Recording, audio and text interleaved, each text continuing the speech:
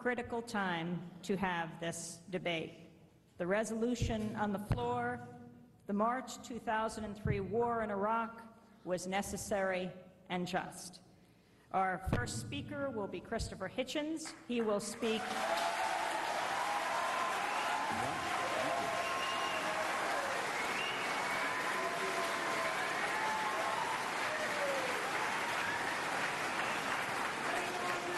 He will speak for 15 minutes. George Galloway will then have 15 minutes to respond.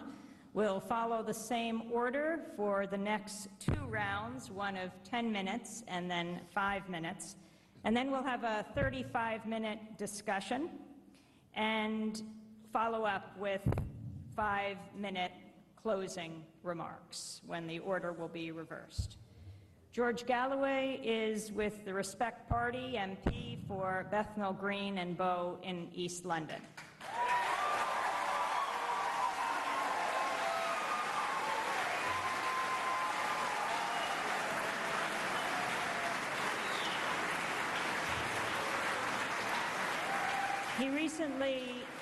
He recently testified before the Senate Permanent Subcommittee on Investigations hearing on May 17th.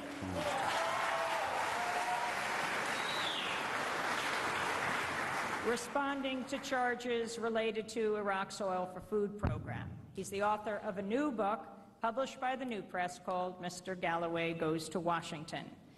Christopher Hitchens is a widely published polemicist and frequent radio and TV commentator, contributing editor to Vanity Fair, author of A Long Short War, Why Orwell Matters, The Trial of Henry Kissinger, and many other books, including two published by Nation Books, which he'll be signing tonight, Love, Poverty, and War and Blood, Class, and Empire. We'll begin first with the opening statement of Christopher Hitchens. Thank you.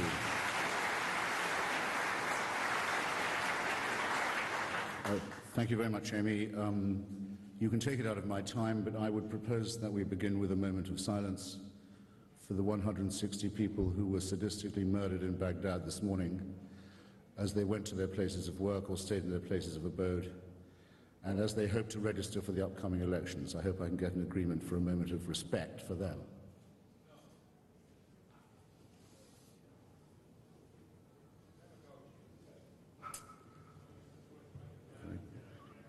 Very good, and I thought those comments were also very worth the hearing. I'm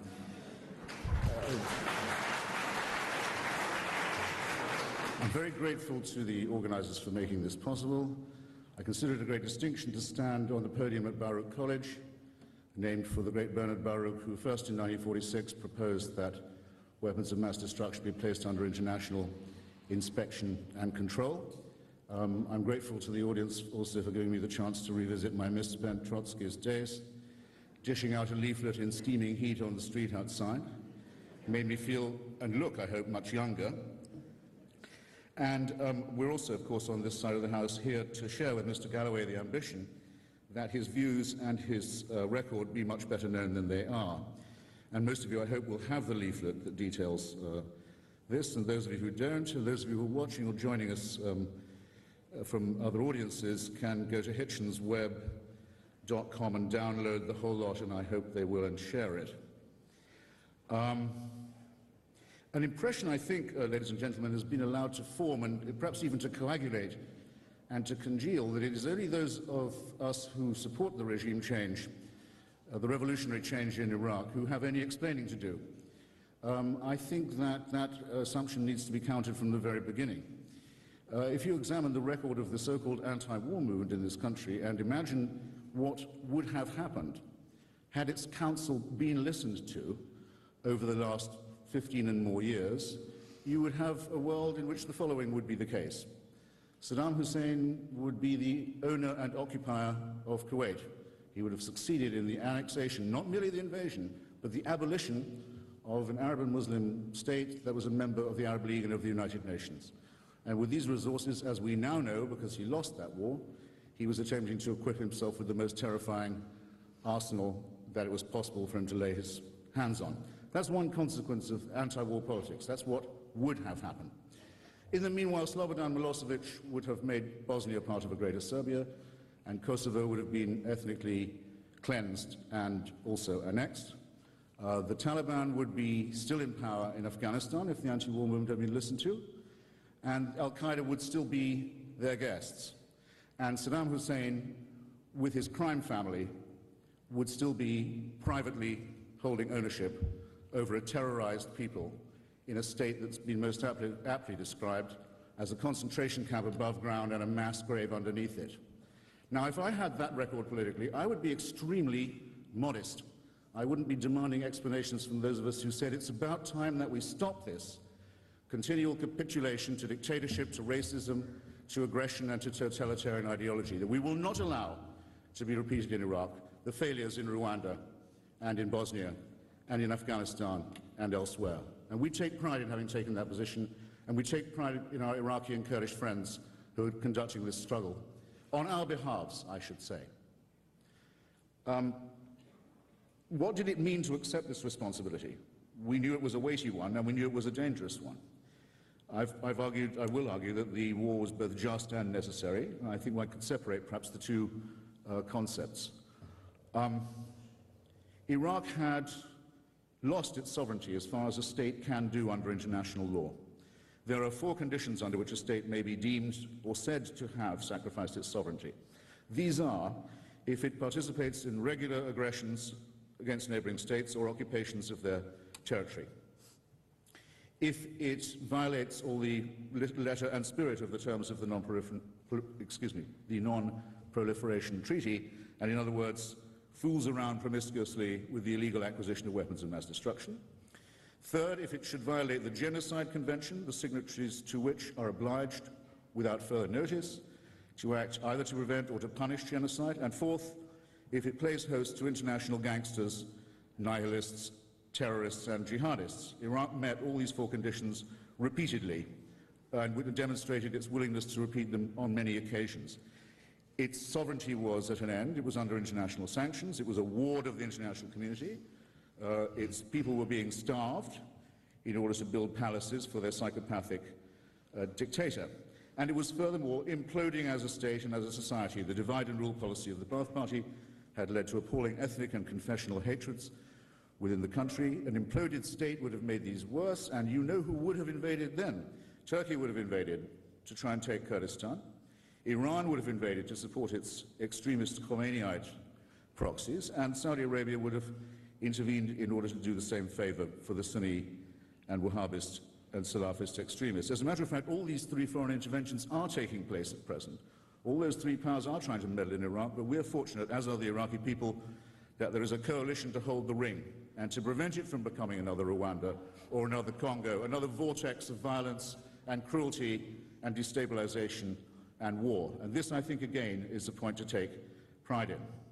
It was the only responsible course. I'm willing at any point to take questions, and I'm sure I shall be invited to, about my own criticisms of and misgivings about differences with those who conducted and conduct this policy.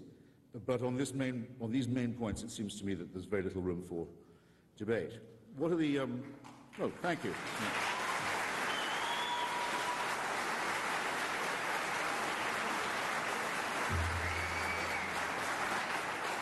Now, we know, and we make no secret of the extraordinary difficulties that have attended this I think, very noble and risky and worthwhile enterprise. All of you will know, all of you will have seen some of the abysmal consequences of this. But you have, I think, the responsibility of imagining what the alternative would be. I am simply going to say what I think the positive reasons are. The positive consequences are. And I hope someone will be showing me the time, Amy, just so I don't trespass on my own argument or the patience of the comrades. Who's going to be showing me the time? You, okay. Will you let me know when I've got 3 minutes, say?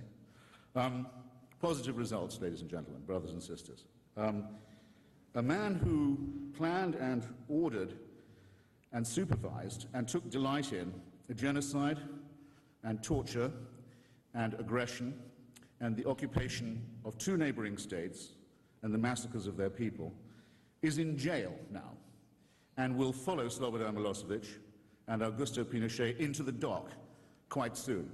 I know there are some people here who don't take delight in this, but I will say that I do, that it's a long overdue justice, a long overdue act of justice and mercy. A constitution, a federal democratic constitution, is being debated now as we speak with the printing of 5 million copies of a provisional document, debated on 6 television channels, 6, and perhaps as many as 100 newspapers, in a country where 3 years ago it was death, not just for you but for your family, to possess a satellite dish or to attempt to distribute a leaflet. Death for you and your family, and not a quick one either. Does anyone not agree that this is a night and day difference? I invite them to say if they don't. The largest stateless minority in the Middle East, the people of Kurdistan, in other words, who have suffered many years of oppression and exile and occupation in Syria, in Iraq, in Iran, and in Lebanon and in Turkey, have begun to scramble, so to say, to their feet to assume something like their full height as a people. Even before the intervention, they were producing an autonomy, a democracy, a self-determination of their own in the provinces of northern Iraq, which, when I saw them last, were a landscape of desolation and depravity. You could still smell the poison gas, you could still smell the mass graves, the ruined cities, the burned hillsides, the women who had chemical burns that still burn after years. Out of this, the Kurds have begun to build and help other Iraqis build when they could have been chauvinistic. They could have been xenophobic. They could have said, enough with Iraq. We're through with it. We're leaving. Instead, accepted their internationalist responsibilities. President Talabani, it seems to me, is a president of whom any country in the region could be proud, and not just by the sort of comparisons one could make. This is an extraordinary, unarguable, unambiguous gain.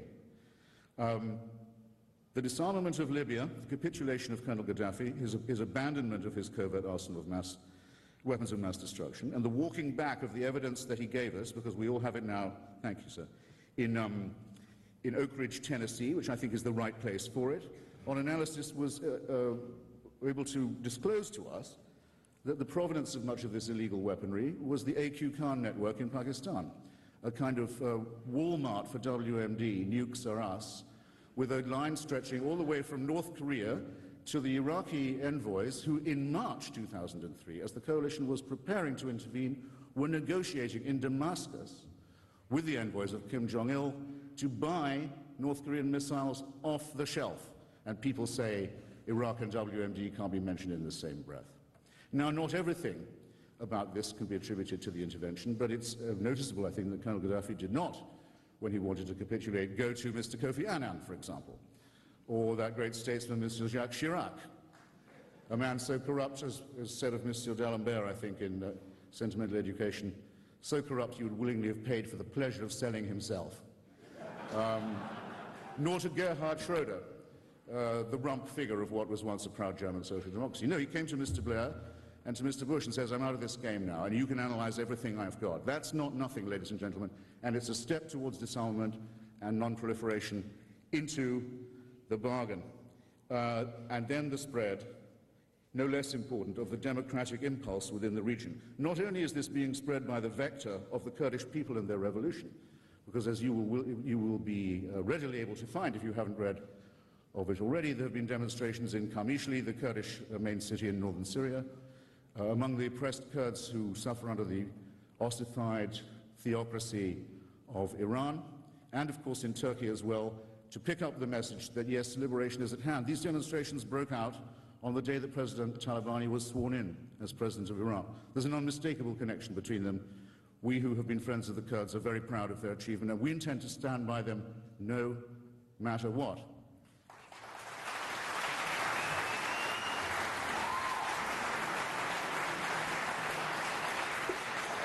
I will add that the moral leader of the Egyptian democracy movement, the man who has begun to break open the argument in Egypt, and who suffered a long period of imprisonment during this time and was written to by Nelson Mandela as Egypt's equivalent, has told me, and for quotation, that in his opinion, this new mood in the region would be unthinkable if it was not for the removal of the single worst tyrant who is present there.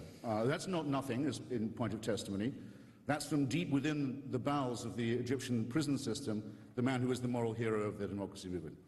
He says, and I agree with him, and he's echoed by Anwar Ibrahim as far away as Malaysia, who is the Malay equivalent, and by the leader of the Socialist Party of Lebanon, Mr. Jumblat, have all stated publicly that this for them is the beginning of the end, the fall of the wall, as they put it. This, I think, is also something to take pride in. Now, I could have said this in front of any audience and against any antagonist, but in my last 2 minutes, I will have to say that I believe it is a disgrace that a member of the British House of Commons should go before the United States Senate subcommittee and not testify, but decline to testify, and to insult all those who try to ask him questions with the most vile and cheap gutter-snipe abuse. I think that's a disgrace.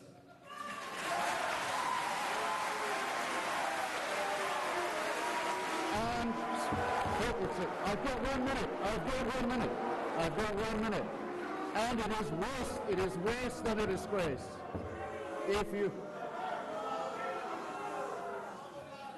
That's not coming out of my time. If you knew how you looked and sounded, comrades, when you do that, well, the cameras can take care of it. That's not coming out of my time.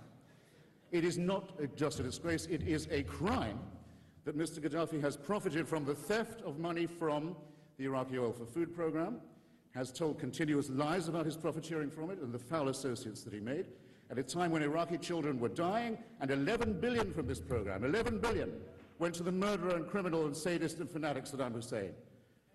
How can anyone who's a business partner of this regime show their face in a city like this, and not content with it? Not content with it. Not content with it, he turns up in Damascus. The man's search for a tyrannical fatherland never ends. The Soviet Union's let him down. Albania's gone. The Red Army's out of Afghanistan and Czechoslovakia. The hunt persists. Saddam has been overthrown, and his criminal connections with him have been exposed. But on to the next. On the 30th of July, in Damascus in Syria, appearing, I've given it all to you in a piece of paper, in front of Mr. Assad, whose death squads are cutting down the leaders of democracy in Lebanon, as this is going on, to tell the Syrian people they're fortunate to have such a leader. The slobbering Dauphin, who they got because he's the son of the slobbering tyrant who came before him. How anyone with a tincture of socialist principle can act or speak in this way is beyond me, and I hope, ladies and gentlemen, far beyond you and far beneath your contempt. Thank you.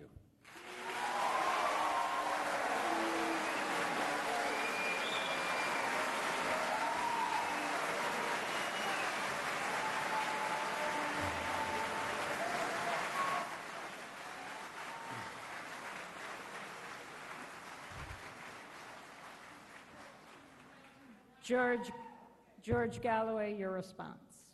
Well, Chair, ladies and gentlemen, slobbering was the note that Mr. Hitchens chose to end on. I'm not sure that was wise. Bring it on. But I want to begin by praising Mr. Hitchens.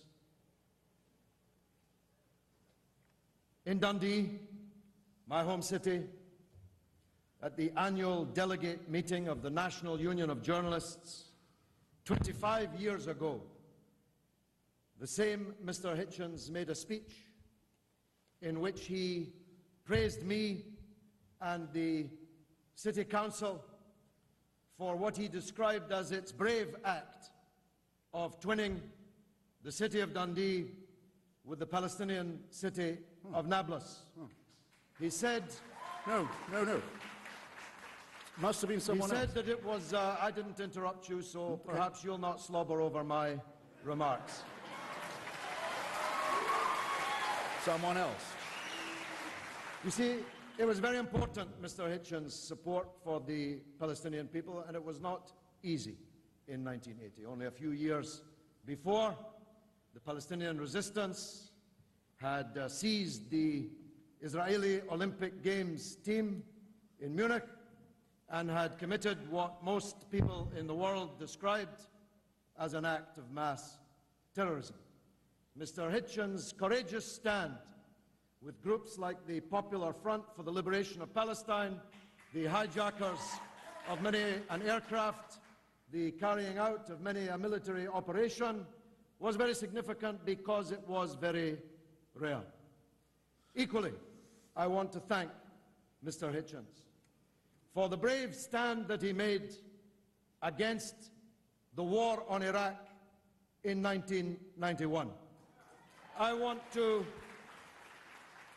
say, and I've never had the chance to thank him for this, one of the magic moments of that great era was Christopher Hitchens on television with the gun nut Charlton Heston.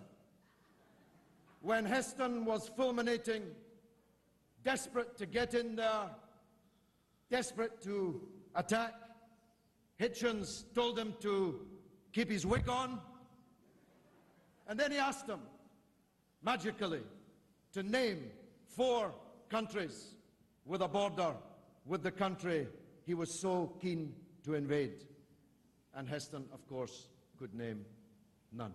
That was important because it was very difficult to oppose the war against Iraq in 1991. After all, it was ruled by somebody called Saddam Hussein. It was governed by the Ba'ath Party, who continued to govern it thereafter. It was only 3 years since those chemical weapons that Mr. Hitchens could still smell when he was last there had been launched against the Kurdish people whom he will never leave alone. Only 3 years before Halabja had taken place.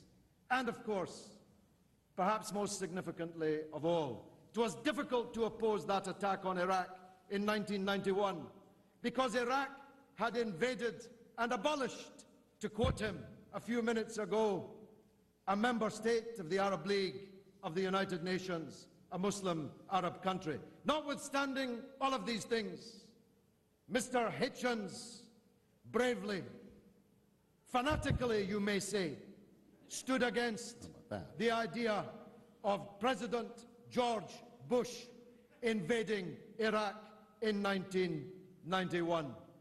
What you have witnessed since is something unique in natural history. The first ever metamorphosis from a butterfly back into a slug. Not bad. And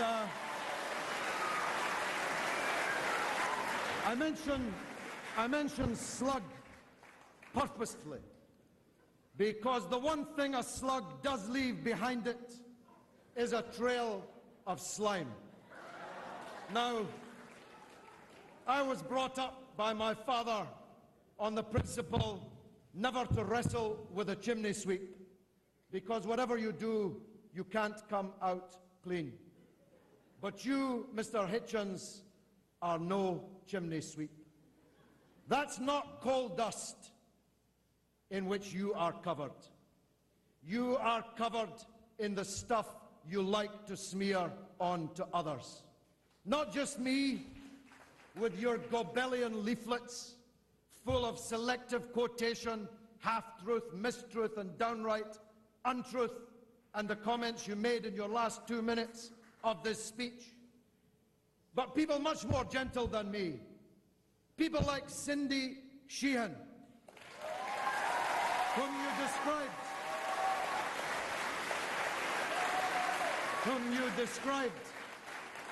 you described as a sob sister, as a flake, as a LaRouche, a woman who gave the life of her son for the war that you have come here to glory in.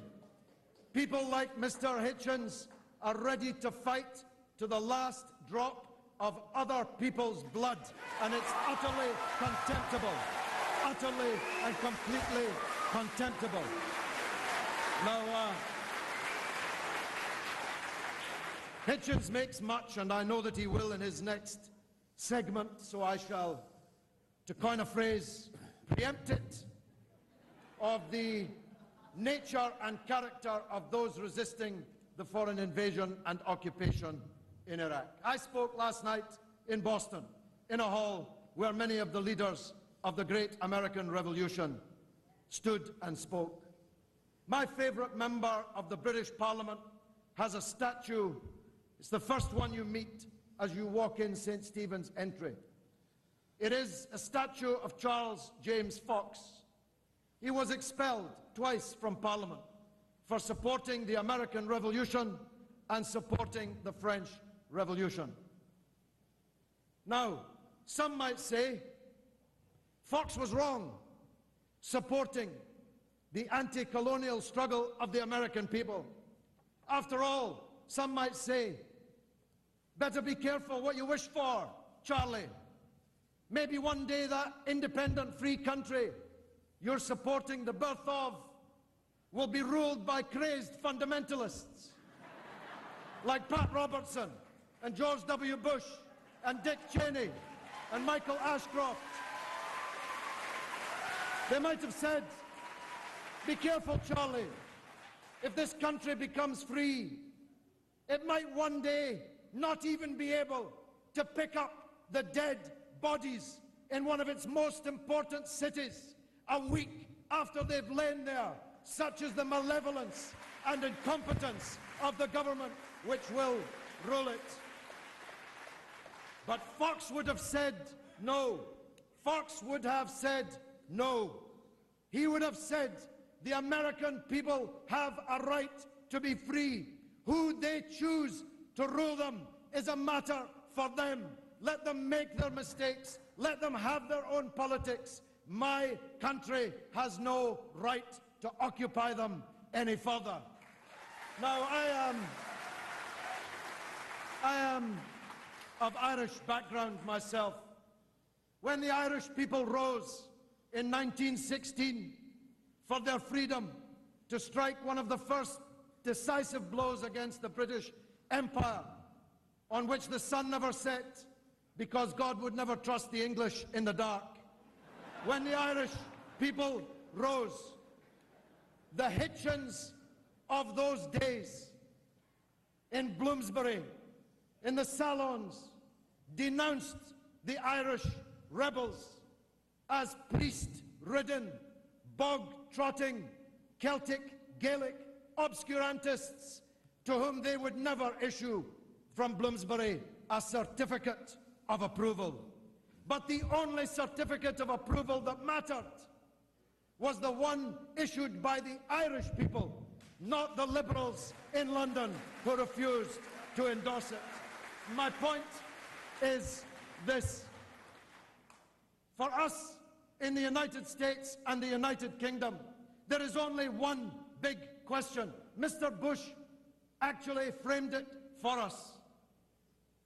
Are you with the foreign occupation of Iraq, or are you with the right of the Iraqi people to be free and to resist the foreign armies who have violently invaded them? And that's why that cheap demagoguery by Hitchens at the beginning of this debate got the risible response that it did from this audience. Because he wants you to make a minute's silence for the 145 today, but he can't bring himself to mention the massacre in Tal Afar over the last 4 days in Iraq. He doesn't want to know about the massacre in Fallujah when the American armed forces, brick by brick, destroyed a city and massacred thousands of people. Now this debate, as Amy Goodman said, is taking place at a very important time on a very important subject. This war in which he glories. Although how I wish he'd put on a tin hat and pick up a gun and go and fight himself. How I wish to see that sight. This war in which he glories has cost the lives, according to those well-known Saddamist fronts, the Lancet and Johns Hopkins University, well in excess of 100,000 people's lives, and hundreds of thousands more have been maimed and wounded. And it was all for a pack of lies. There were no weapons of mass destruction. There was no link between Iraq and Al-Qaeda. There was no link between Iraq and the atrocities on the 9th of September, on the 9/11 here in the United States. There was no welcome for the foreign armies that invaded Iraq. Hitchens said they would be greeted by flowers, but there are 2,000 young American boys lying in the ground now, testimony to the fact that they were welcomed by something else. And thousands more wounded, maimed, many of them in wheelchairs for the rest of their lives, testament to the folly of Hitchens and Bush and Cheney and the rest of the neocon gang that dragged your country into this disaster. The international legal and political system has been defaced and disfigured. The world has been made a more dangerous place, not just for us, but for our children and their children, for generations to come. The world has been made a more dangerous place. Hitchens asked us to believe that hundreds of thousands of Western soldiers invading a Muslim country would make less Islamist fundamentalism. He asked us to believe that devastating Iraq and making a Yugoslavia on top of the world's biggest oil field would make the world a safer and more stable place. There is scarcely a sentient being in the land who any longer believes that the war on Iraq was either necessary or just or a good idea.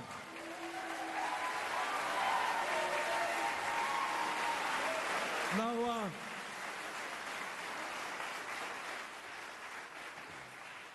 you may very well ask why so many people wanted to come in here and watch and listen to two British guys debating in the United States of America about a war far away.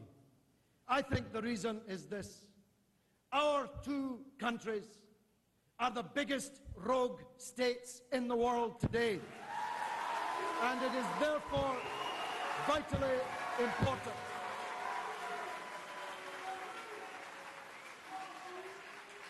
It is therefore vitally important that those who oppose the crimes of our governments on both sides of the Atlantic link hands, link arms, stand shoulder to shoulder until we've rid the world of George W. Bush and Anthony Blair once and for all. Thank you very much.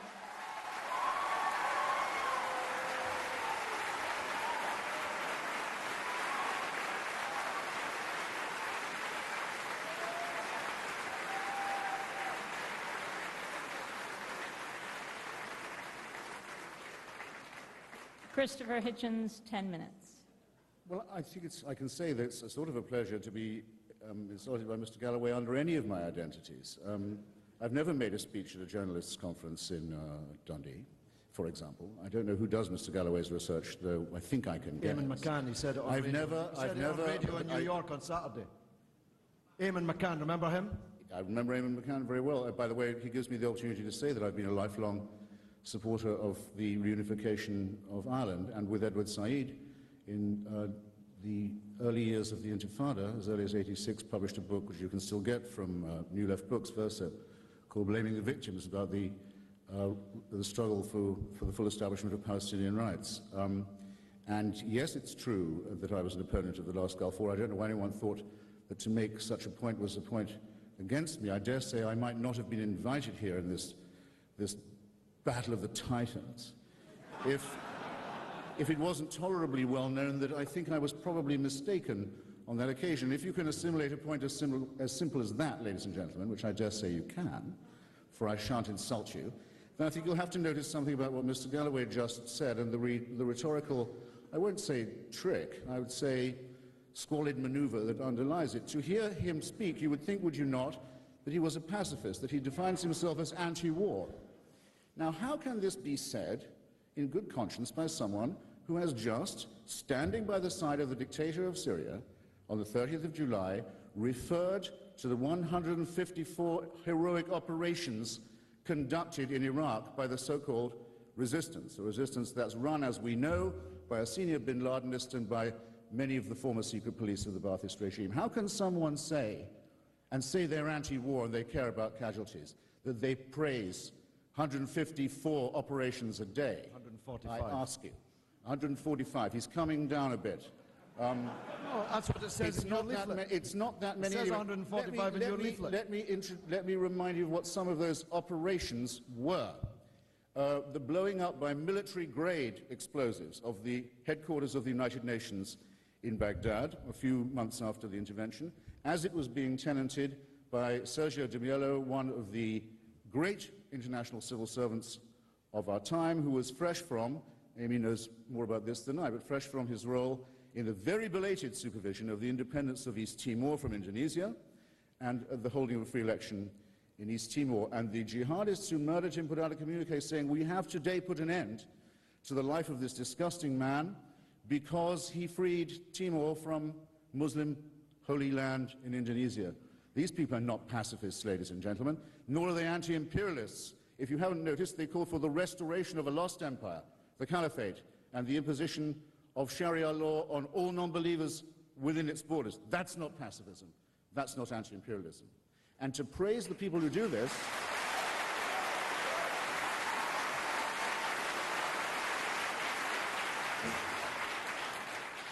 to sully the name of Charles James Fox, ladies and gentlemen, with such a squalid enterprise of brigandage and conquest is truly revolting.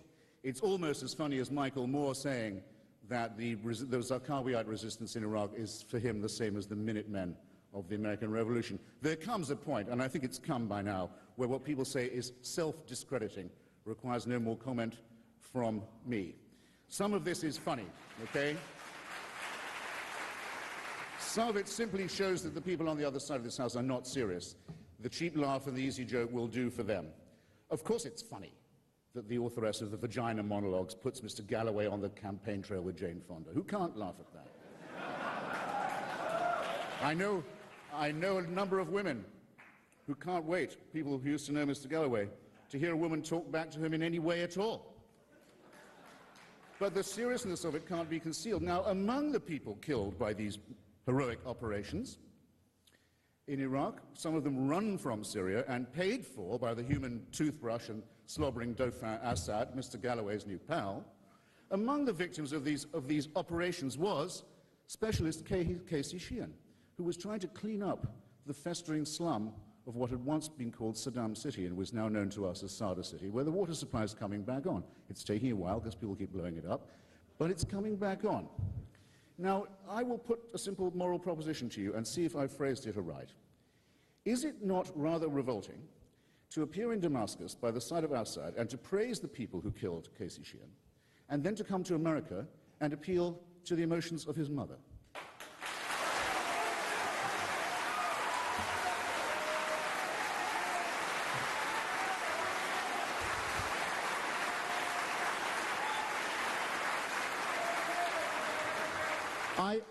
I say sincerely, I didn't think it could get as low as that. And yes, I did criticize the luckless Mrs. Sheehan because she had made a very unfortunate political statement suggesting that she agreed with Mr. bin Laden that George Bush was the murderer of her son, which is not. The son, you exculpate the murderer, you exculpate the killers, right there. They didn't kill him. Shame on you. Shame on you for saying that. Now, she had made an unfortunate statement, which I called her on, and she denied having made it, which was a false claim, and she said that someone else had magically inserted it into her email, which was a claim equally found to be false. All of these claims, ladies and gentlemen, can be found to be false by a moment's checking, if you really believe the crazed fabrication of the figures of 100,000 deaths in Iraq. And if you think that only people who die in Iraq, that the only deaths caused in Iraq are by coalition forces, if you're willing to believe any or all of that, you can simply go to my colleague Fred Kaplan's space on Slate.com. He's a very stern and strong critic of the war, a great opponent of mine. We've had quite a quarrel about it. He's a great writer about science and other matters. It's a simple matter to show this is politicized hackwork of the worst kind. The statistics in that case have been conclusively and absolutely shown to be false. And I invite anyone to check it. Everything I say has at least 10 pages of documentation which I'm willing to share behind it. And you will have your chance to challenge me and pass questions to Amy. Now, I believe that that's really all I particularly need to say, except don't clap that fast. That's cruel. That's mean. Except to say this about the question of who's who in this war. Iraq is not being occupied by President Talabani. President Talabani was born there. He's had to move a few times. He's seen his villages destroyed and his home bombed and his family shot at and murdered and so on. He's not occupying Iraq. President Talabani is, in fact, the leader of the Patriotic Union of Kurdistan, which is the corresponding member organization of the Socialist International. It is the Iraqi member party of the Socialist International. The Iraqi Communist Party, a party with a great record of bad politics but good civil struggle in Iraq, and with great organization among the women and trade unionists and journalists and workers of the country, has, of course, been a member already of the provisional government and is campaigning enthusiastically in the elections. There are probably some people among you here who fancy yourself as having leftist revolutionary credentials. In fact, I can tell that you do from the zoo noises you make. And the scars you can demonstrate from your long underground twilight struggle against Dick Cheney. But while you're masturbating in that manner, the Iraqi secular left, the socialist and communist movements, the workers' movement, the trade unions are fighting for their lives against the most vicious and indiscriminate form of fascist violence that any country in the region has seen for a very long time. And the full intent of that was, and I'll say it directly, yes, in Fallujah, was to establish a Taliban regime and a safe house for al-Qaeda in Fallujah. That's what we were facing. You think you could fight that without casualties? You're irresponsible. You're ahistorical. We take, on this side of the House, without conditions, we take our side with the struggle of the Iraqi democratic and secular left against fascism. We make no apology. Those who have betrayed their own party, Mr. Galloway had to be expelled from the great labor movement of which I'm myself still a member, because of advocating the shooting, publicly advocating jihad against British troops, now turns on the Iraqi left and wishes them well, wishes and argues and hopes for their defeat by an onslaught which would make Afghanistan seem like a civilized country. What two positions can one take about this? I invite you to consider, ladies and gentlemen, and consider carefully, and thank you.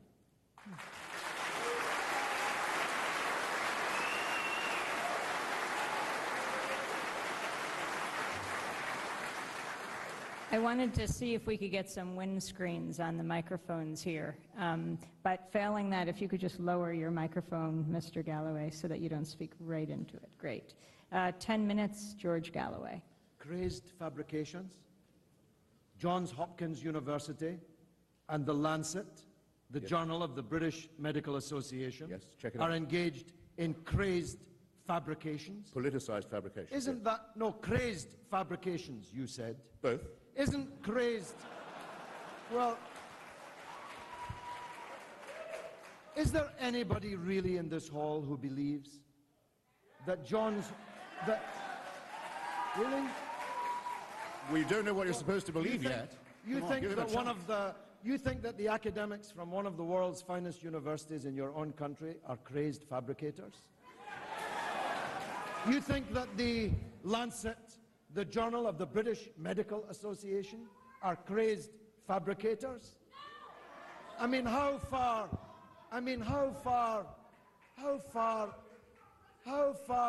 has this neocon rot seeped into your souls? How far? Get it. Now, I'm going to have to deal with this hypocrite Hitchens. He talks about the death of soldiers in an occupation army at the hands of those resisting them.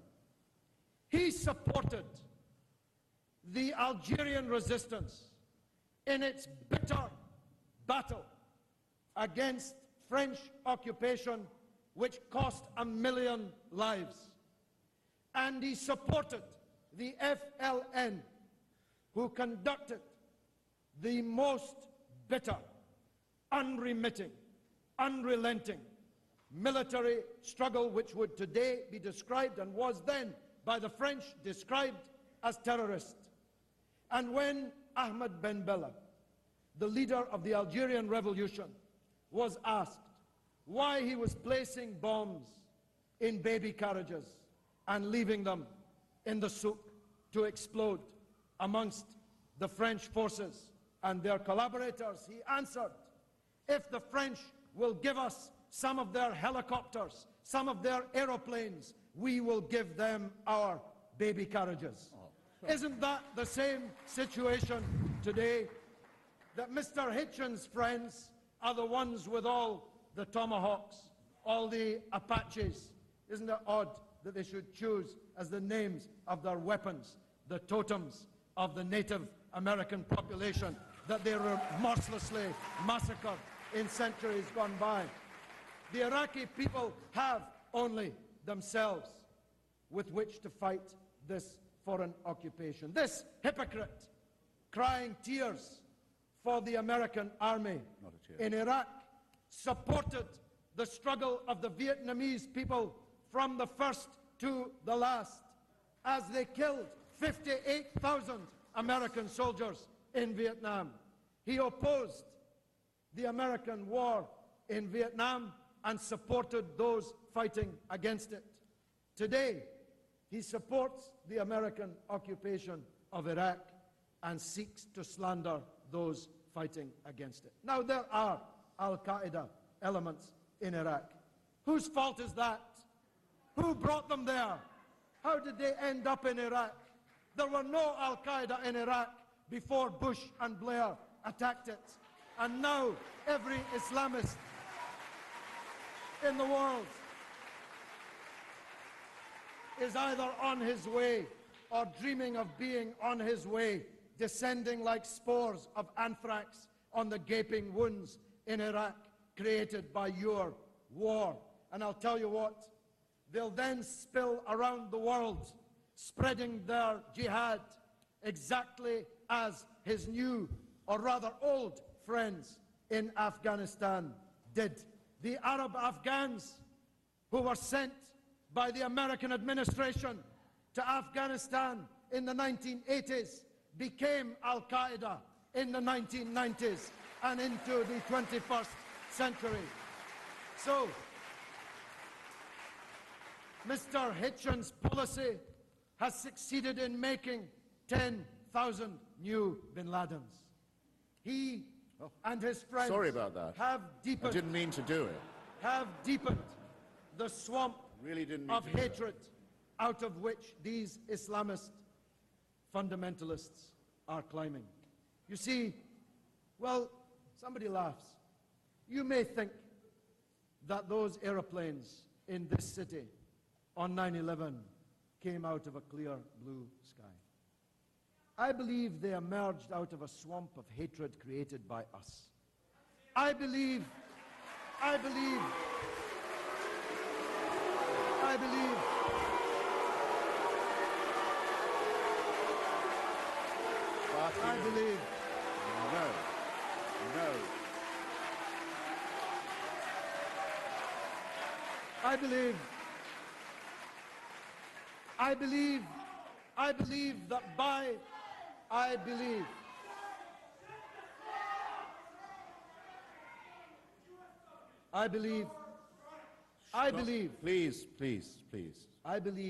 Be quiet. that by their unending, bottomless, and total support for General Sharon's crimes against the Palestinian people, the United States,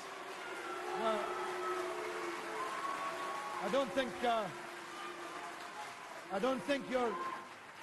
think your new friends are quite as keen on the Palestinians as you once were, Christopher. I believe that by propping up the puppet presidents and the corrupt kings who rule the Muslim world almost without exception from one end to the other, Western policy has created this swamp of hatred against us. And it won't matter.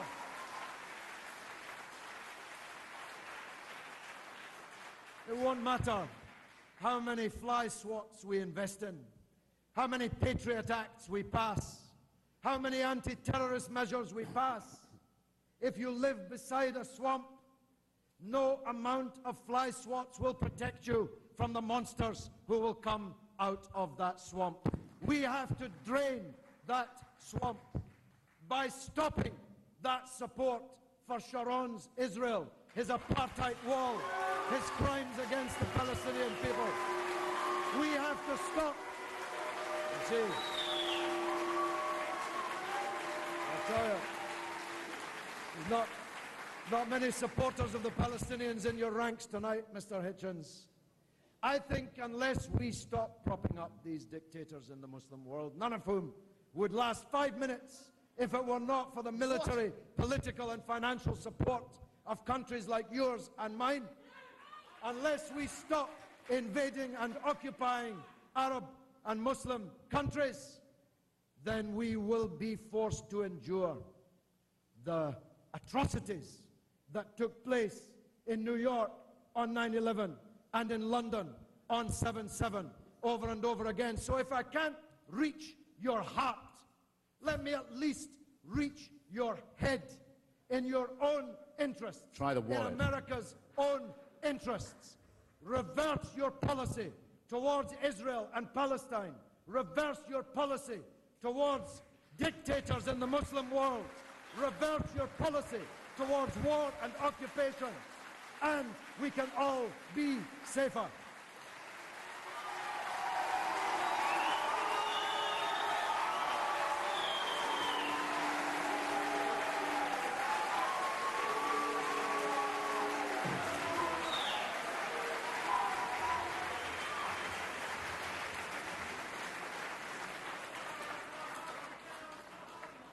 Christopher Hitchens, 5 minutes. Oh, I had no idea. That was the appeal to the cerebellum, that last bit, was it? Well, okay, you'll forgive me for pausing. I was waiting for the next shoe to drop. Now, I'm beginning to find myself a little overwhelmed by Mr. Galloway's compliments. I don't know where he keeps coming up with them from. It's true he did once say of me that I was the greatest living English man of letters and polemicist, and I was grateful. I could have wished it wasn't published in a newspaper nostalgic for the rule of Brezhnev, but you take your compliments where you can, and I might add that if anything ignited the hatred and violence that has so come to preoccupy us in the Muslim world, I think the invasion by the Soviet Union of the entire territory of Afghanistan, its virtual annexation as a country, and the certifiable and provable massacre of many tens of thousands of Afghans, as well as the insult to their religion, is probably a better candidate than the holding of a free election in Iraq as a provocation. But you see, there will always be bloody fools who think, yes, of course, now you look at the situation in Gaza, it makes perfect sense to commandeer a plane load of civilians and smash it into a building full of civilians. Why hadn't I thought of that before? I think you may have noticed, Mr. Galloway, that you picked the wrong city to say that in.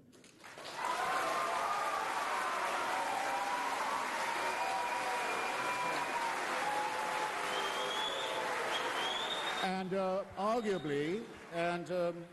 arguably the wrong month as well, because some of us are still mourning. Some of us are still mourning. Please.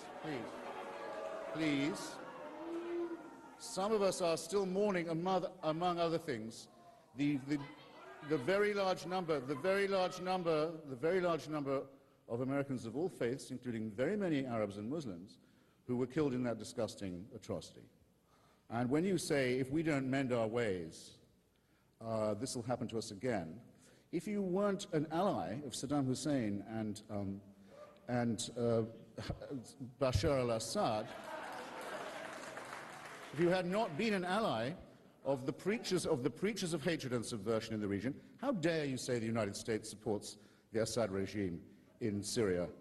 You say that I have no brief for the Bush administration in this, but it seems to me bizarre that someone should say, fresh from the podium with Bashar al-Assad, the United States supports all the dictators in the region. What is this? We have, in concert, for once I must say, with the French, succeeded in gaining some part of the recovery of the autonomy of Lebanon, which was under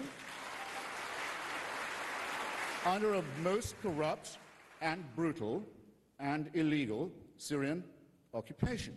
And the leader of the Lebanon Socialist Party, whose father was murdered by Assad, and the leader of the Lebanese Communist Party, whose father was murdered last month by this Assad, and all others hailed it as a liberation. And you say it's like the French taking over Algeria. This is piffle, sinister piffle. The French claim in Algeria was that Algeria was part of France, Algérie française. We do not say Iraq Américain, Iraq Anglais. We don't, let alone Écossais, which it might be if the certain numbers of... no, I shall block that metaphor, excuse me. I came very close there. It's also, I think, a bit much to be told that these Al-Qaeda chaps, these killers and sadists and nihilists and producers of indiscriminate explosions, wouldn't be this way if we weren't so mean to them.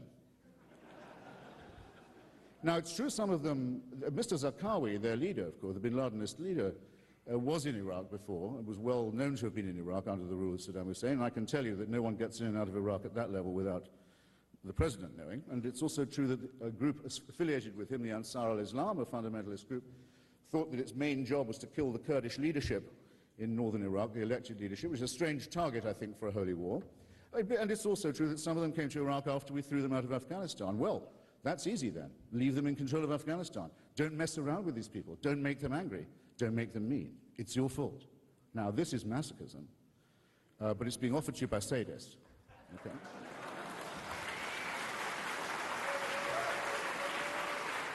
And someone who hasn't answered my question and my challenge. I said in round terms when I opened that this is not just a matter of which of us can be the rudest, because I already conceded that to Mr. Galloway, or which of us can be the most cerebral, because he's already conceded that to me. But I said that there's a further grudge between us, which is this.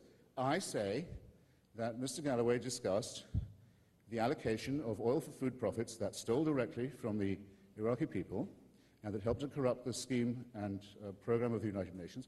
I say he discussed that personally with Mr. Tariq Aziz in Baghdad at least once. And if he will put his name to an affidavit that formally denies that, we can have done with this business. But if he does not, it's going to haunt him on every stop of this tour and all the way back to England and everywhere he goes to raise the flag of jihad in the Middle East. This I promise you. I promise you. George Galloway, 5 minutes. Bring me the affidavit, I'll sign it now. Very It's good. a complete lie. It's a lie like the other lies on your leaflets that you were handing out like an idiot on the street before this meeting. It's a lie. Buy my book. If you don't want to buy it, go to the website of respectcoalition.org and read it. I've already dealt with this. It's a lie. Nobody ever discussed oil allocations with me. Not Tariq Aziz, not anybody. I've already said it under oath, never mind an affidavit, No, you've not. under oath on pain of imprisonment in front of the US Senate. Word That house. smokescreen will not wash. You want me to run through the dictatorships you're supporting? Do you want me to Yes, run? sure. Yeah. Yes? Why not? Well, that is masochism. That really is masochism. You Well, want me to run through the dictatorship in Saudi Arabia? Yes, get on with it. No. Do you want me to deal with the dictatorship No. in Saudi Arabia, the prison state? Do you want me to run through the family business more Corleone than Sainsbury's that runs Kuwait? Do you want me to run through the dictatorship in Egypt? He has the gall to claim the election in Egypt as a fruit of the massacre of hundreds of thousands of people in Iraq. Hosni Mubarak got more votes in the so-called free election last week than he got in the election he admitted he rigged 6 years previously. And you want to call that democracy? You talk about democracy in Lebanon, your Cedar Revolution. It wasn't democracy they were demanding in the square of the Cedar Revolution.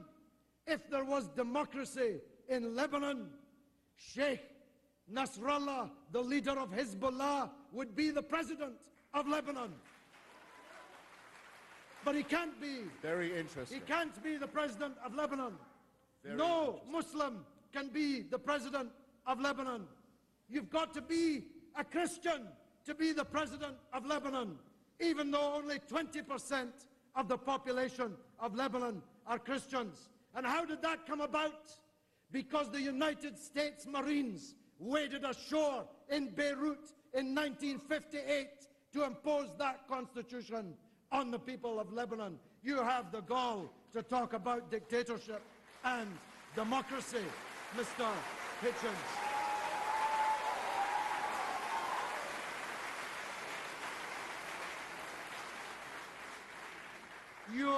And you have the gall to talk about corruption in the Middle East. Your president and his father are complicit to the tune of millions and millions of pounds in the corruption of the Arabian Gulf, in Saudi Arabia, with the Carlyle Group, with secret Saudi investment in the failed business enterprises of George W. Bush. And you, a former Trotskyist, wrote in the newspapers that you were backing the re-election of George W. Bush, Dick Cheney, Donald Rumsfeld, and the rest of this gang. You should be ashamed of yourself, but you're not. But I'm not. But you're not. But I'm not.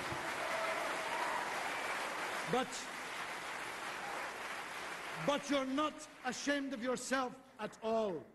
It's true, I praised you. You were a butterfly.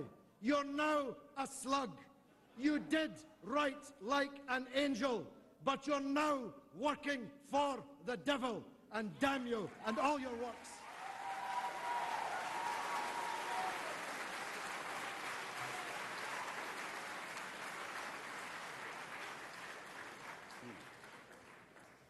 Well, that concludes the first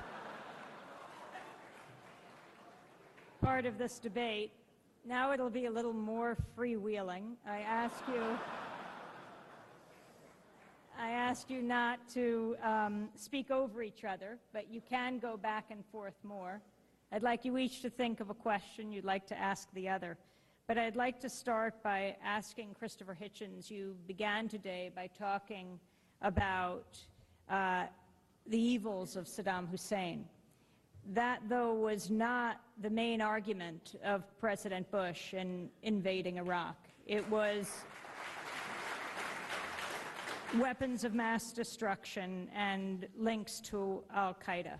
Would you say that he engaged in a systematic campaign to deceive the American people and the world?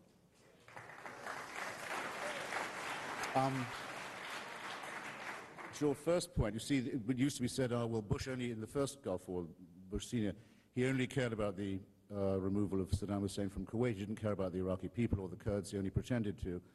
And the UN resolutions only allowed him to do Kuwait, and fair enough. But so whatever you do, you're going to be accused of not giving out your full agenda. So I don't feel myself particularly wrung by that point. In his address to the United Nations, in fact, the first address on the subject, the President did mention a full menu, as you might say, of indictment against Iraq, which included, or I should say, rather the Ba'athist dictatorship, which included its record of genocide, its proven record of deception about weapons of mass destruction, its links with terrorism, and its violation of all the UN resolutions governing these things.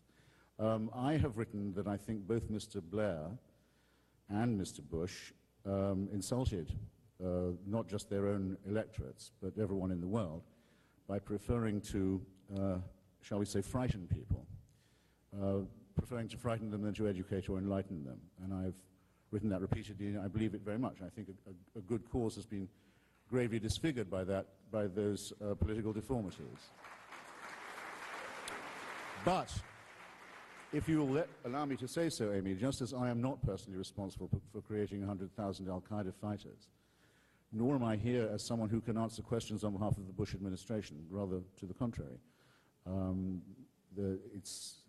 It's a single-issue question with me. I think that the President was right to do what the previous President and Vice President, Mr. Clinton and Mr. Gore, had only promised to do, and what the United States Senate had only voted to do, which was to move Iraq into the post-Saddam Hussein era. All that was decided and repeatedly promised by the preceding administration and by the US Senate when George Bush was still a provincial governor of Texas. So I don't think this is a subject that can be changed just by saying Dick Cheney and knowing that there are enough morons who will always boo when you say that.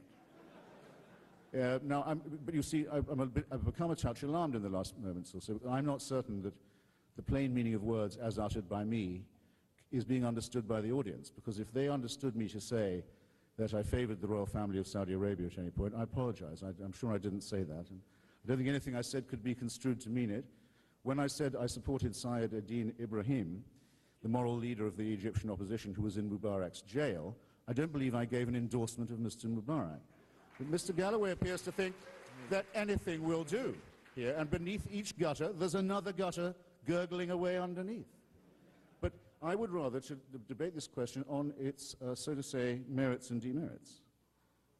Now, just on this point of weaponry, if you have, as you do have in the case of Saddam Hussein's Iraq, a regime that has used chemical and biological weapons against some of its own inhabitants in Khorasan, against Iran, several times, that has run an elaborate method of concealment that offered Mr. Tariq Aziz, Mr. Galloway's best friend, I think he told the Senate, Senate subcommittee, I think he said best friend or very close friend, man he's met 12 times, spent Christmas with. Mr. Tariq Aziz has offered, and I have an affidavit on this, and we will get one from Mr. Galloway too and put the two together. The UN Chief Inspector for Iraq was offered $2 million in Tariq Aziz's office face-to-face to change his inspections. We know that dummy sites were run up for UN fools to inspect, and we know that material was buried and moved, and we know that scientists were terrorized and told that their families would be lavishly killed if they cooperated with any inspection. On this knowledge, of which I'm sorry to say I am the prisoner, I cannot not know this, any more than I can not know that Saddam was trying to buy weapons off the shelf from North Korea. On the basis of this establishable, provable knowledge, who is going to say, well, let's give Saddam Hussein the benefit of the doubt if he says he's not fooling around with weapons now? What responsible leader of any democracy could face his people later if that bet turned out to be wrong and say, well, I had every reason to think he was on the level? Come on, get real, be serious on this. And your response to Colin Powell saying that his UN speech was a stain on his record? Your response to Colin Powell saying that his UN speech, making the case of weapons of mass destruction, was a stain on his record? Just a minute response, if you would. I don't give a damn what Colin Powell thinks about anything. I never have, and I never will.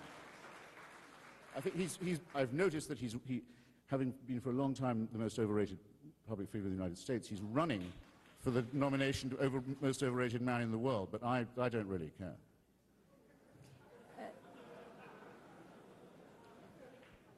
And you can't make me. George Galloway, Saddam Hussein currently sits in jail. Do you think he has committed any crimes, and if so, what? Saddam Hussein committed real and serious crimes against the people of Iraq. Most of them in the 1980s, when he was the closest friend of the United States and Great Britain.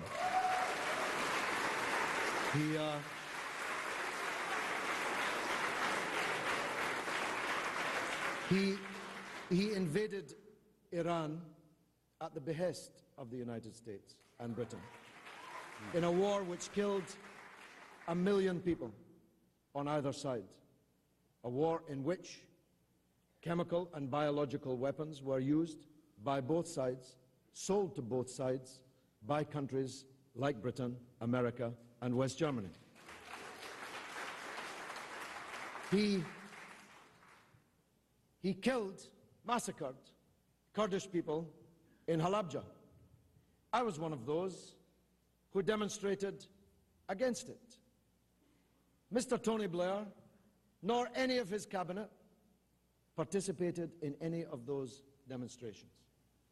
Because then, the Ba'athist regime in Iraq, against whom I was resolutely and actively involved, were the best friends and customers of the then allies, United States and the United Kingdom. Saddam created a killing field in Iraq.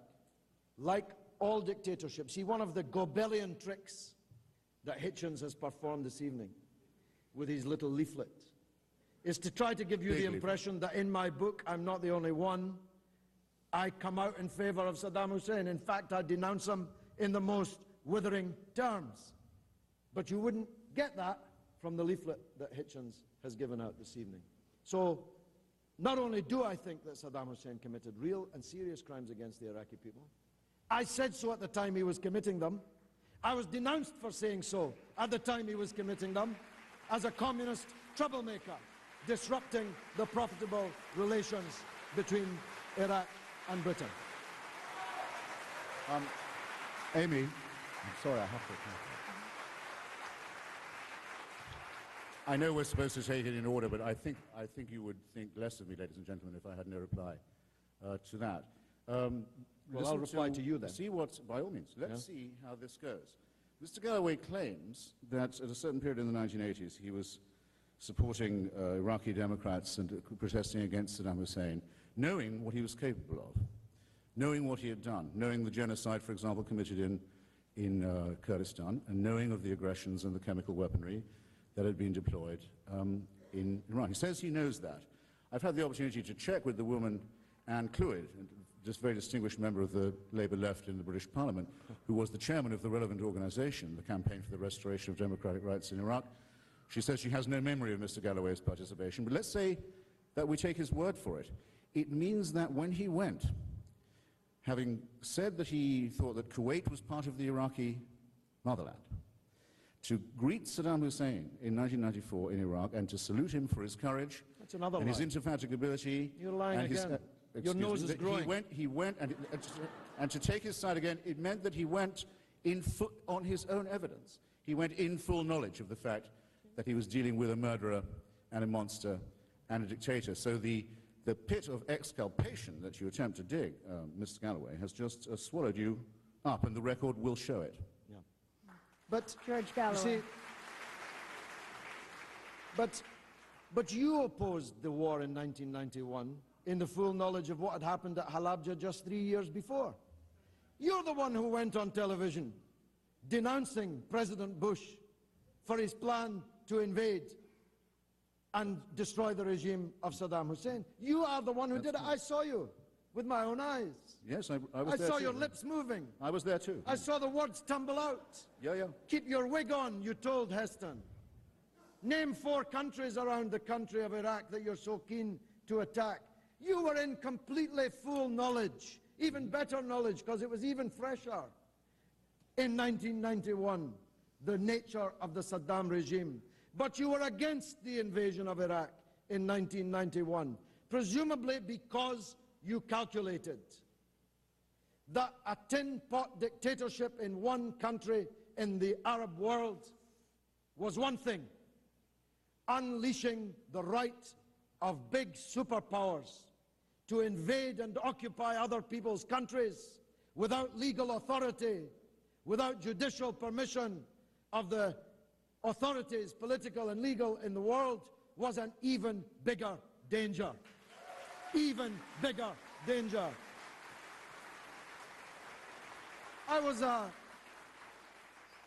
small fry in 1991. Nobody in America was watching me on television as I was watching you on television in America and cheering you for your foresightedness, for your wisdom, for your subtlety in knowing that sometimes in life you have to choose between bad and badder.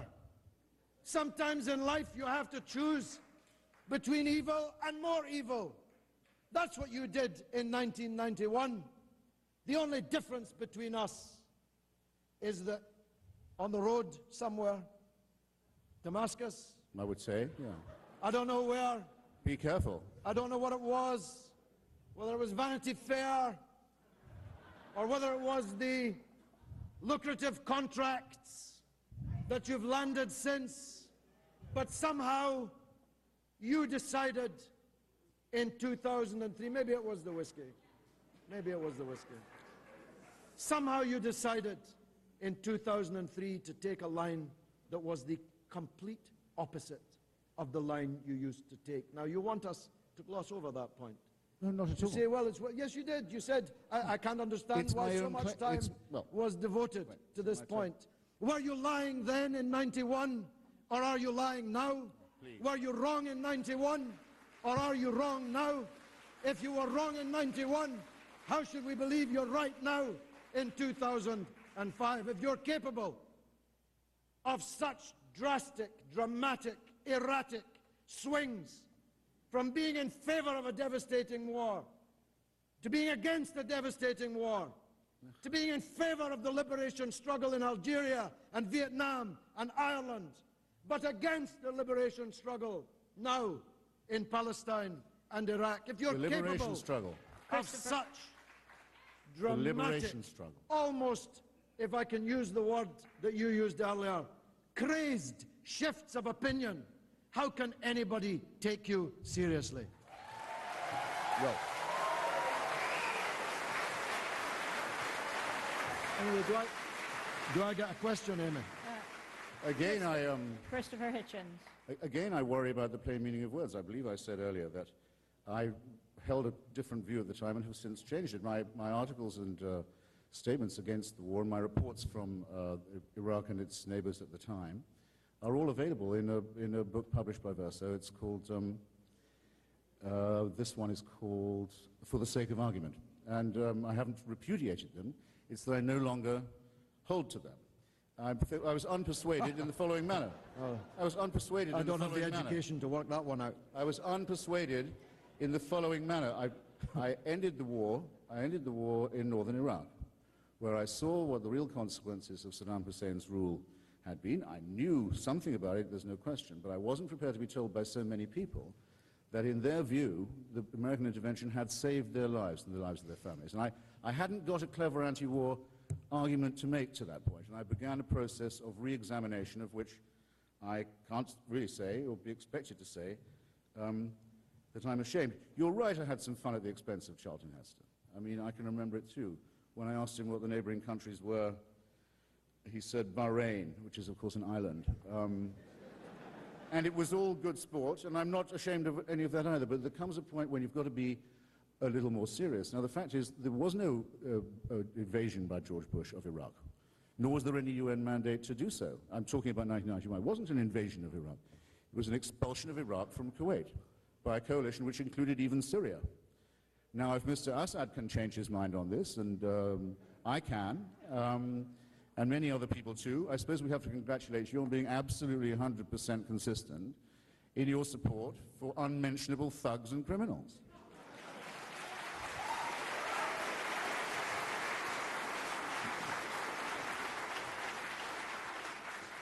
What about the issue of a timetable withdrawing from Iraq, or withdrawing immediately, or not withdrawing? Let me first put the question to George Galloway. What do you think needs to happen today? Well, Mr. Hitchens says that you have no intention of an Iraq Americana. Well, if it looks like a duck, walks like a duck, and quacks like a duck, the chances are it probably is a duck. And down on the ground in Iraq, it doesn't look much like the United States is planning to leave of their own volition. After all, they're building massive and what they hope to be permanent military bases to station their forces there. They have engineered a puppet regime which they intend to allow to be a kind of lipstick on the ugly face of their occupation, which will allow their corporate friends. Do I really need to mention them? Do I need to name them? Do I really need to? I mean, they've probably got supporters in the hall. Might as well. Christopher's new best friends, Bechtel and Halliburton, and all these robber barons, these vulture capitalists who are cutting Iraq like a shawarma, stealing the American people's money, stealing the Iraqi people's money. You think they're planning on going home anytime soon of their own volition? Think Halliburton intends to leave? Do you think their plans to force the privatization of all of Iraq's industries and services are because they intend to allow Iraq to be free? Do you think they're forcing of Iraqi farmers to buy patented seeds so that they'll be forever in debt to the agribusiness companies of the United States is because they intend to allow Iraq to be free. They intend, if they can, to have an Iraq Americana. But the Iraqis have decided otherwise. And that's what you can't stand. That's what you can't stand. You see, you slander the Iraqi resistance as being foreign fighters. I have to laugh at this term, foreign fighters. Yeah? Which part of Iraq is General Myers from? Which part of Iraq are the British and American generals from? The most foreign fighters in Iraq are wearing British and American uniforms in Iraq. No. But the idea that the Iraqi resistance are foreigners or Islamist fundamentalists is denied now even by the testimony of the United States generals themselves. Hitchens is clinging to an argument which has even been abandoned by the United States generals themselves. Only 6%, according to the United States government, of prisoners taken from amongst the Iraqi resistance have been foreigners, if Arabs from neighboring Arab countries can be called foreigners by a government in the United States of America. That means that 94% of them are Iraqis. Now, you should know better. You see, we were told in Vietnam that if only the Red Chinese and the Soviet Union would stop meddling in Vietnam, there would be no Vietnamese resistance.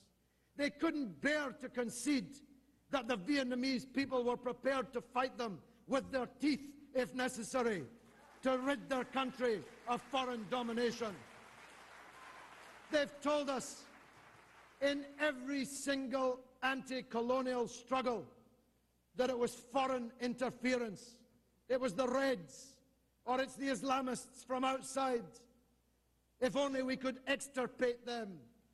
Karpao, the man in a turban with a beard in the Tora Bora, or his lieutenant, Zarqawi, who it turns out actually fell out with bin Laden a very long time ago, according to the excellent rebuttal of Mr. Hitchens' 10 points by Professor Juan Cole of Michigan University, available on the internet to anyone who wants to read. A man even more cerebral than Christopher Hitchens. This slander of the Iraqi resistance is self-deluding. You're fooling yourselves if you believe it. Because if you believe it, you must believe that if only you could seal the borders a bit more, if only you could get rid of the foreign fighters, then everything would be rosy, everything would be hunky-dory. This is a level of self-delusion which borders, frankly, on the racist. The vast majority of the people of Iraq are against the American and British occupation of their country. Your own friend, Coburn, writing from Iraq recently, said so. The vast majority of Iraqis want this occupation to end. George. And the vast majority of those fighting to bring it to an end are Iraqis. Get used to it, get over it, understand it, or you're fooling yourselves. Yeah. Wow.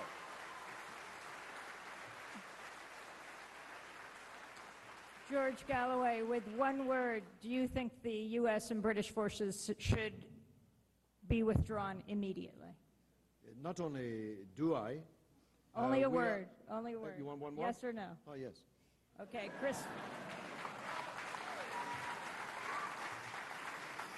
Christopher Hitchens, when do you think the U.S. troops should leave Iraq? I think I can be as precise, though perhaps not as terse as Mr. Galloway on this point. And I should thank him, by the way, for eliciting, or allowing me to elicit, or you, perhaps, ladies and gentlemen, to elicit from him what I feared, but didn't hope, but in other words, a full declaration of support for the campaign of sabotage and murder and beheading that has taken the lives of brave journalists, demolished the offices of the United Nations, demolished the offices of the United Nations and the Red Cross in Baghdad. Are there any depths to which you will not sink? Shot down senior clerics outside their places of worship, and continues as a campaign of mayhem to this day. Are there no depths to which you will not sink? You've fallen out of the gutter into the sewer. You might all care to remember. You've fallen out of the gutter into the sewer. You might all care to remember that you are being televised, ladies and gentlemen. I trust your mothers are not watching. You're shouting at me down so I can answer the question. You're unclear on the concept. I will proceed if I'm allowed to, but I'm just reminding you, you're on telly, okay? Just hope your friends and relatives aren't watching.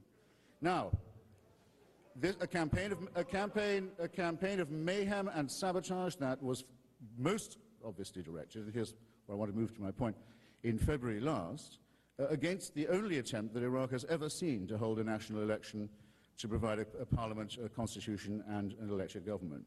Now, what are the odds, do you think, that those who are blowing up the offices of the UN and who recently shot down a senior Sunni cleric in Baghdad because he too wants an end to the occupation, but he asked his congregation to vote in the upcoming elections, what are the odds that these people represent the secret silent majority in Iraq, as, say, the FLN did in Algeria? Well, let's just do some relatively simple arithmetic. In the 3 Kurdish provinces of Iraq, there is really not a single sympathizer either of the Ba'ath Party or of al-Qaeda. It can be taken as a certainty that we know at least 20% of the population consider this resistance to be a fascist pest and have committed their heroic armed forces, because there is a rebel army in Iraq. There is a people's army, there is a guerrilla force in Iraq. It's called the Peshmerga. It's the People's Liberation Army of Kurdistan.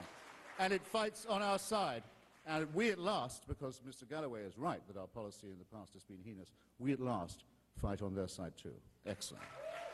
Now, very well, moving right along. It is admitted, I don't think it's even denied by the egregious figure of Professor Cole, who's never set foot in the region, though claims to speak Farsi and various other languages. I don't believe it's denied even by him, and he changes his mind on these things about once a week, that Ayatollah Sistani, Grand Ayatollah Sistani, is considered by the majority of the Iraqi Shia to be, let's say, at least their spiritual leader. If it had been up to Grand Ayatollah Sistani, and if you like, if it had been up to my advice too, Mr. Paul Bremer would have had to call elections much earlier than he did, and so he should have done, and make a transfer of sovereignty much sooner than he did, and so he should have done. But we have no reason to doubt that the forces that favor this transition to a federal democratic system in Iraq, where no one group rules by violence or terror or by dictatorship, where there is federal and local autonomy, and where disputes are not settled by violence, is favored by the latent majority of the Iraqi people. Because if it's not so, it's very easy for them to participate in the vote. And what they do instead is they try and sabotage it. I think that's a very eloquent campaign that's being run by Mr. Galloway's heroic resistance now, to stop these elections from happening, to speak to the people, the terrified people who've been through 3.5 decades of war and fascism and terror, and never give them a moment to breathe, never give them a moment's freedom from fear and intimidation. Shame on the people. Shame on the people who call this a liberation movement.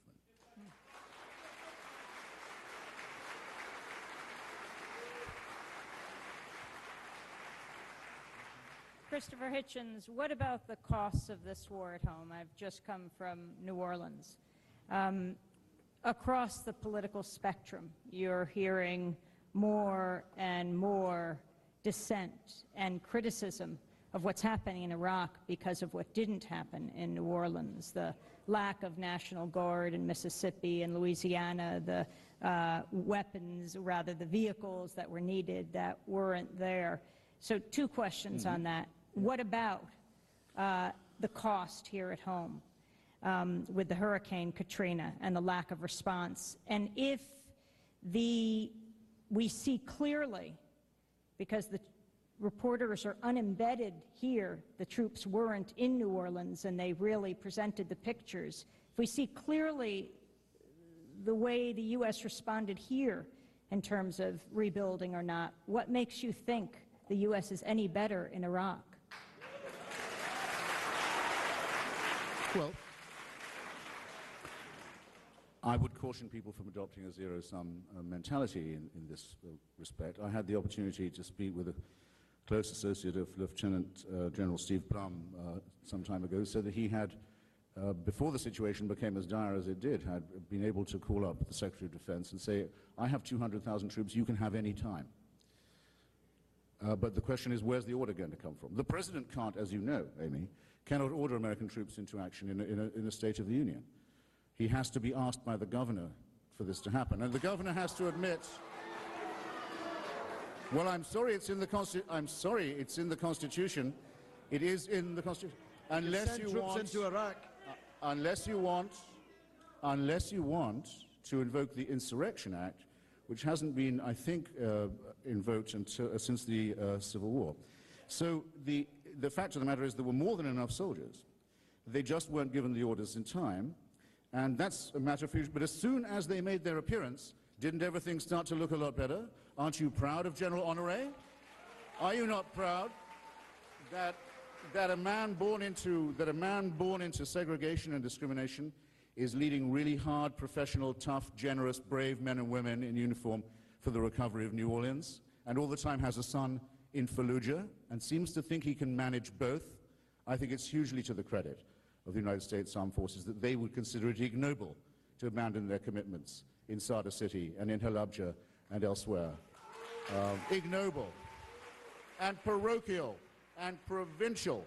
Now, Mr. Galloway came a little near the knuckle a moment ago and decided to overlook it.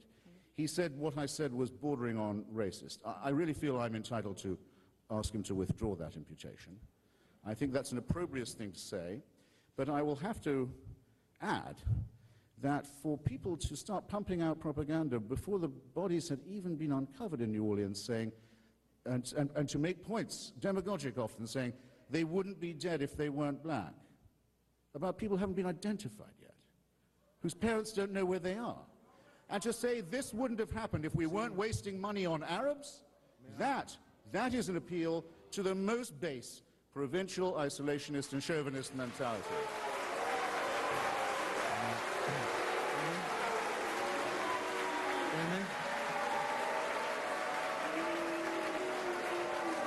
You're on TV. Galloway. You're all on Amy, TV. I'm so glad Mr. Hitchens gave that answer. You see, this is where it ends, isn't it? You start off being the liberal mouthpiece of one of the most reactionary governments this country has ever seen on the subject of war. You say you've got your own liberal reasons for doing so, and you end up an apologist and a mouthpiece for those miserable, malevolent incompetents who couldn't even pick up the bodies of their own citizens in New Orleans in the aftermath of a hurricane. That's where it ends. Hitchens, that's where it ends.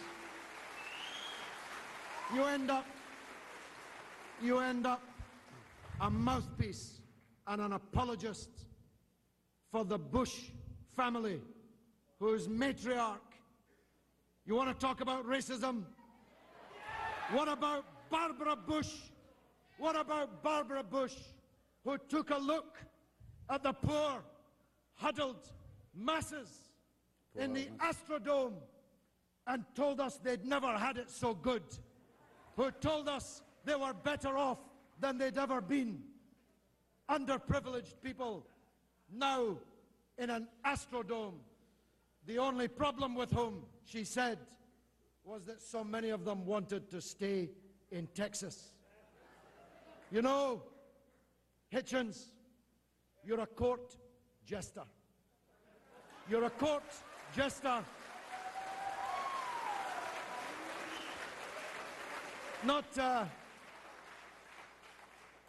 not at Camelot, like other ridiculous former liberals before you, but at the court of the Bourbon Bushes, Barbara Bush, the Marie Antoinette of modern-day American politics.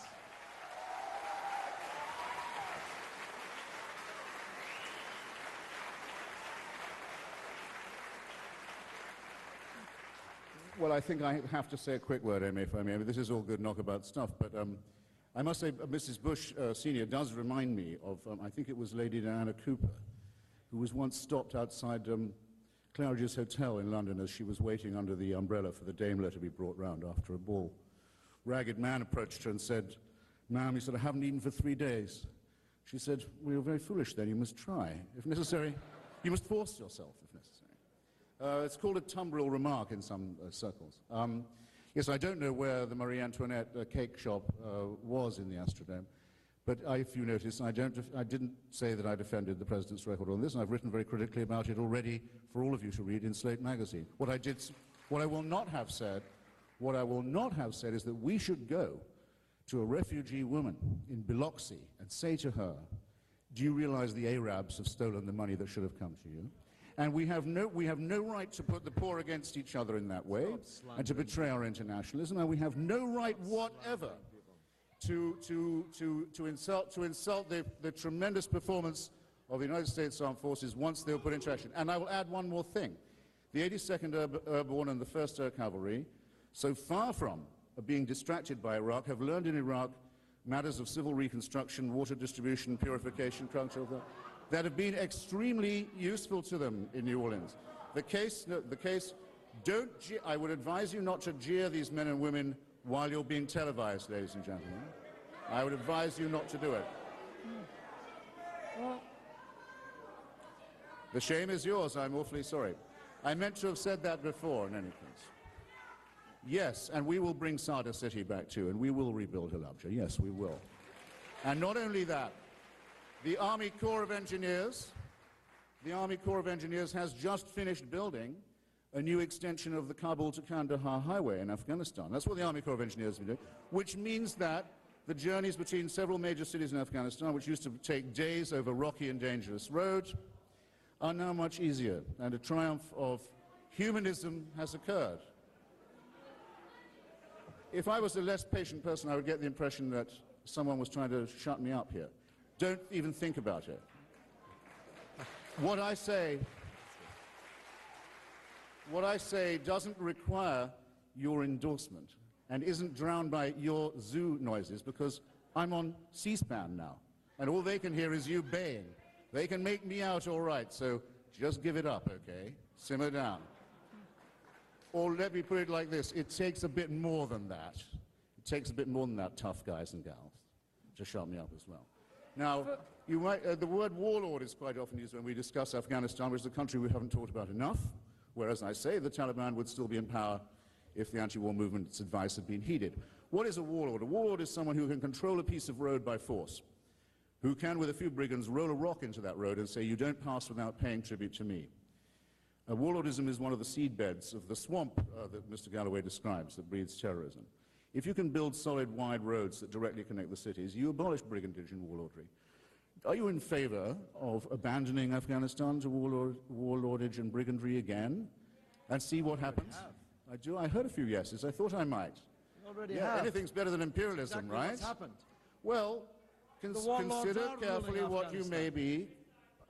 Consider carefully what you may be demanding. I think it is a most excellent use of our Army Corps of Engineers to help liberate Afghanistan and its neighbors from that kind of tyranny. I also think, perhaps it would be ignoble to add this, it is not without a dimension that involves our own self-interest, because we do indeed know the swamp from which the enemy first came, and this is what it means to drain it. That and swatting the mosquitoes, I'll have to add. Killing them, in other words, poisoning them, putting them down. Knowing an enemy when we see one, treating an enemy like an enemy, recognizing that we have a deadly foe, not surrendering at the invitation of a courtier of sadists. I'm not a member of the Bush entourage. I've never appeared on a public platform with a dictator. I never have and I never will. I couldn't face you if I had that on my record. It must be some sordid kind of displaced guilt that makes Mr. Galloway want to throw out accusations like this. I've never done that. And to come fresh from embracing these blood-stained bastards and to say to you, it's your fault that these people hate you, is more than we should be expected to take. Well, before you each give your closing 5 minutes, I wanted to ask each of you, Christopher Hitchens, and then I'll ask you a question about the media, George Galloway. But Christopher Hitchens, as you've changed your views over time, do you feel that the media is friendlier to you? I'm just trying to think. No,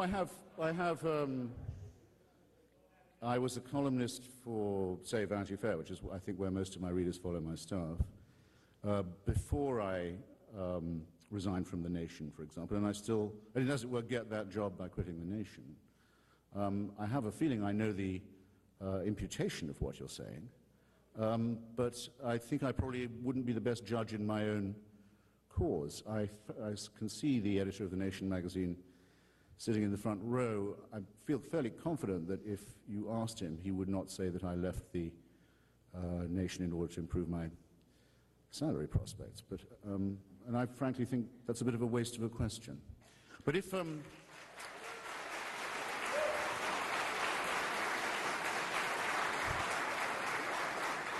Plainly, if the impression I give is of someone who is as mercenary and actually bad at handling money as that, it's an impression I wouldn't be able to correct by denying it.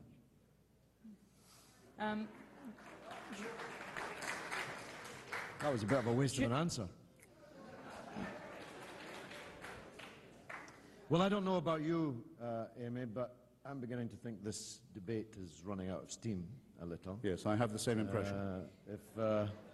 If Mr. Hitchens agrees, it might be that we should begin to think about winding it up.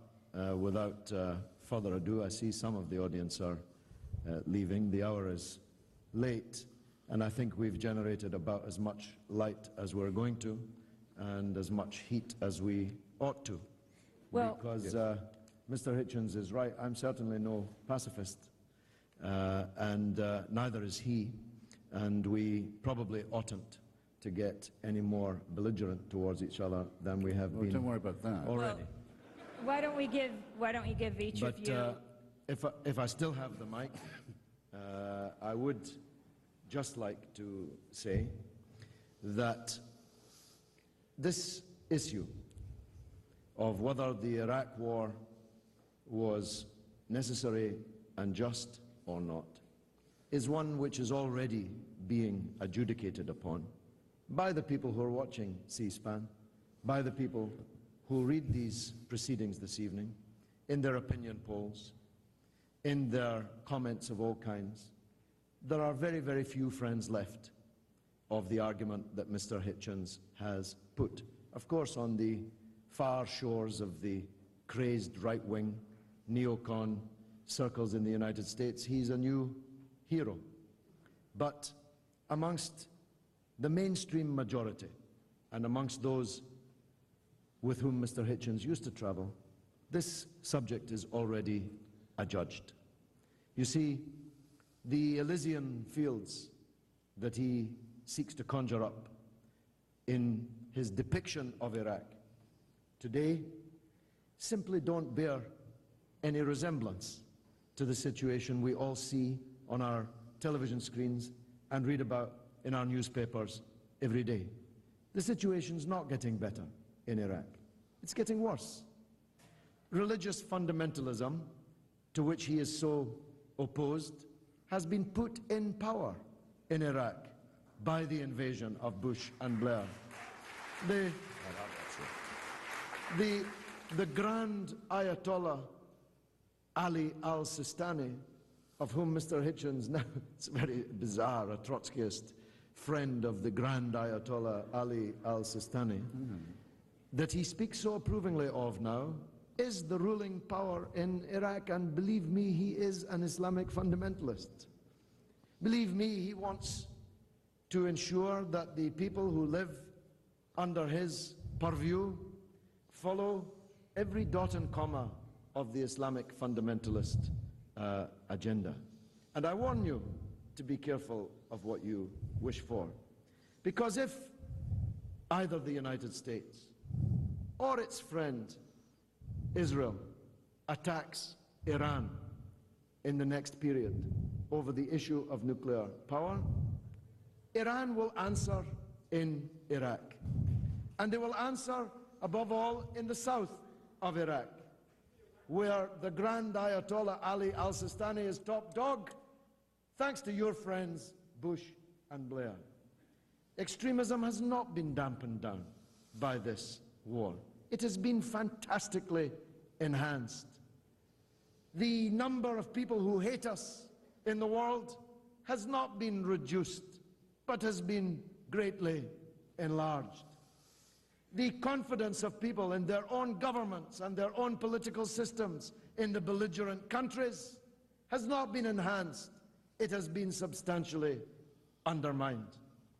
The ability of the international legal and political system to operate as a means of resolving disputes has not been enhanced by this affair, but has been fatally undermined by it.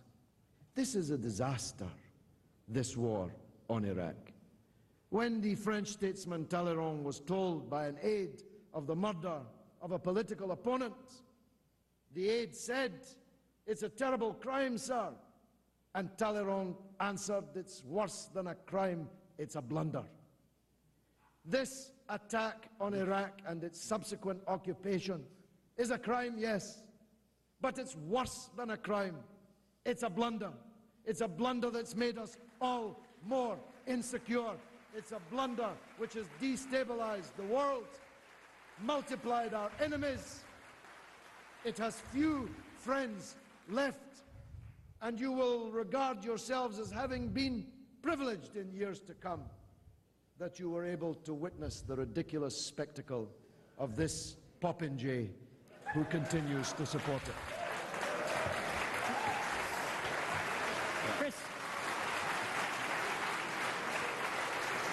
Christopher Hitchens, the final 5 minutes. Well, I do share Mr. Galloway's feeling that our debate or our exchange may have passed the point of being pointful. I can't object to being called a popinjay, since the principal definition is that of a target for archery and shot, No, that's not what which I dare say I've brought upon myself and certainly feel I've well earned in Mr. Galloway's case. I'll just have to say, since even from the chair there was a question, as it were, about my motive in this, then I think I can describe it fairly simply. And it was rather fairly put, in fact, by my great antagonist, Harold Meyerson, the editor of the American Prospect, in a recent article. He said Mr. Hitchens' motivation for being involved in this appears to be his old friendship and solidarity with the secular Iraqi Kurdish left forces. I thought, well, that's nice, because just for once someone has got right how it was that I made some new friends. Didn't lose the old ones unless they wanted to desert me. But I will tell you that some of the admirers on the MoveOn.org world that I may have lost are well worth it in exchange for the comrades I have made. And once Mr. Galloway may have enough in his memory as a socialist, the name that he's begun to disgrace so gravely, so horribly, to remember that if you take a position of solidarity with your comrades, you take it win or lose, up or down. You don't say, well, I'm sorry, comrades, brothers and sisters, I'm going to have to desert you now, because they might say, well, why is that? And I might say, have to tell them, well, because Michael Moore says so, or because Cindy says so, or because someone's offered me some oil for food money to do so, and I'm not going to do it.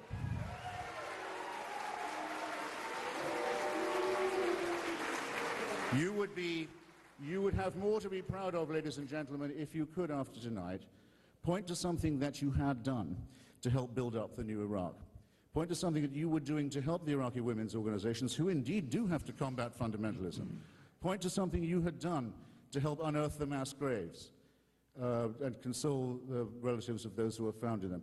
Point to something you had yourselves contributed to the emancipation of Kurdistan. You could, or something perhaps to help the new Iraqi press and media acquire some more modern equipment on which to conduct this debate. Why don't you think of the possible nobility of that alternative? Because to offer your solidarity instead to the 154 operations that are sabotaging 45. This new process is to be, I think, hopelessly covered in shame, and something that you'll look back on with real regret. So it's not too late. There are many, many, many outlets for your compassion, your energy, your internationalism. Many Iraqis are crying out for your help. Do not appear to be deaf on a point as important as this. And with that, that's the end of my pro bono bit. From now on, if you want to talk to me, you need a receipt, and I'll be sitting selling books, because this is, after all, America. Thank you so much for coming.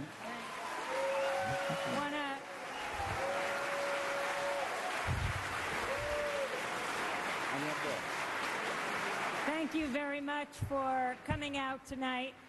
George Galloway will be signing copies of Mr. Galloway Goes to Washington. Christopher Hitchens will be signing Love, Poverty, and War, and Blood, Class, and Empire. I'll also be signing The Exception to the Rulers. You can form 3 lines here. You can get your books at the back, at the Haymarket book table, in the lobby, or right here. Thanks very much for being with us.